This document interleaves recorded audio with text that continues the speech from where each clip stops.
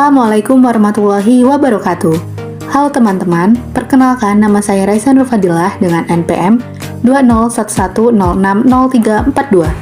Nah, pada video kali ini saya akan menjelaskan mengenai mekanisme evolusi, seleksi alam, penyimpangan genetik, dan aliran gen. Dengan dosen pengampu, Ibu Aryani Dwi Kusumawardani, MPD. Penjelasan yang pertama yaitu seleksi alam. Yang dimaksud dengan seleksi alam adalah pemilihan yang dilakukan oleh alam untuk memilih makhluk hidup yang dapat terus bertahan hidup dan makhluk hidup yang tidak dapat bertahan hidup. Makhluk hidup yang terus dapat bertahan hidup akan tetap hidup, sedangkan makhluk hidup yang tidak dapat bertahan hidup akan mati. Selama kehidupan ini di bumi terus berlangsung, peristiwa alam juga akan terus berlangsung menyertai aktivitas kehidupan makhluk hidup. Peristiwa alam tersebut dapat berlangsung setiap saat dan setiap waktu, tanpa adanya persiapan dari makhluk hidup yang ada di alam ini. Selanjutnya, ada macam-macam seleksi alam. Yang pertama, seleksi direksional atau seleksi terarah, yaitu pergantian nilai rata-rata sepanjang waktu, seperti contoh organisme yang semakin lama akan semakin tinggi, panjang, atau semakin besar, dan seterusnya. Kemudian yang kedua, ada seleksi disruptif atau mengganggu, yaitu seleksi alam bagi sifat-sifat ekstrim yang menghasilkan dua nilai berbeda yang banyak dijumpai di dalam populasi, yaitu dengan seleksi melawan nilai rata-rata. Kemudian yang ketiga, ada seleksi stabilisasi.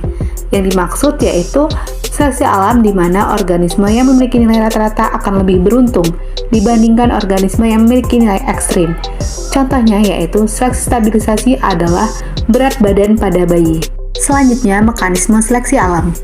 Masa seleksi alam menurut Darwin dan Wallace menyatakan bahwa organisme di bumi yang beraneka ragam merupakan hasil dari seleksi alam.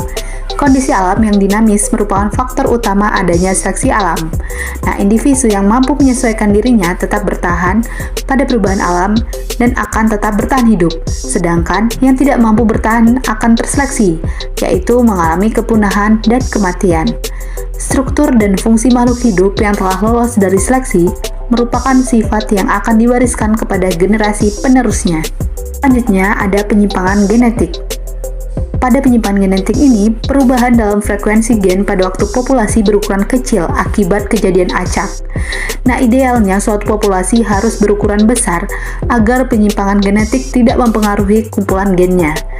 Penyimpangan genetik secara umum disebabkan oleh bencana besar, misalnya letusan gunung berapi dan tsunami, yang dapat mereduksi jumlah organisme secara drastis dan pembentukan koloni baru oleh sejumlah kecil individu.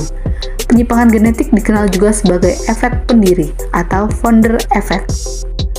Selanjutnya, dalam penyimpangan genetik dikenal juga dengan istilah efek leher botol dan efek pendiri. Yang pertama, efek leher botol. Penyebabnya yaitu peristiwa kebakaran hutan, banjir, gempa bumi, dan lainnya yang mengakibatkan penurunan populasi secara drastis. Akibatnya, individu-individu yang selamat tidak lagi dapat mewakili variasi genetik yang pernah ada.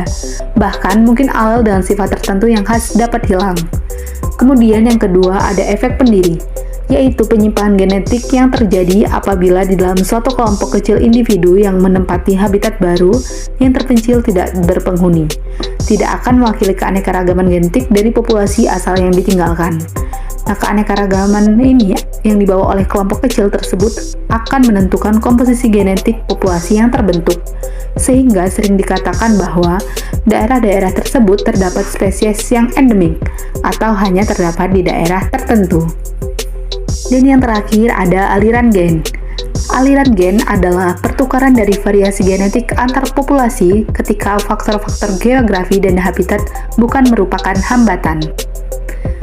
Aliran gen dapat menyatukan populasi yang berdekatan menjadi populasi tunggal yang memiliki struktur genetik yang sama. Aliran gen mengurangi perbedaan antara populasi yang telah terakumulasi akibat seleksi alam atau penyimpangan genetik. Aliran gen juga dapat menyebabkan perubahan pada frekuensi alel suatu populasi, yang dimana jika frekuensi alel suatu populasi berubah, maka telah terjadi proses yang disebut dengan mikroevolusi. Baik, demikianlah penjelasan dari saya, semoga bermanfaat. Terima kasih. Wassalamualaikum warahmatullahi wabarakatuh.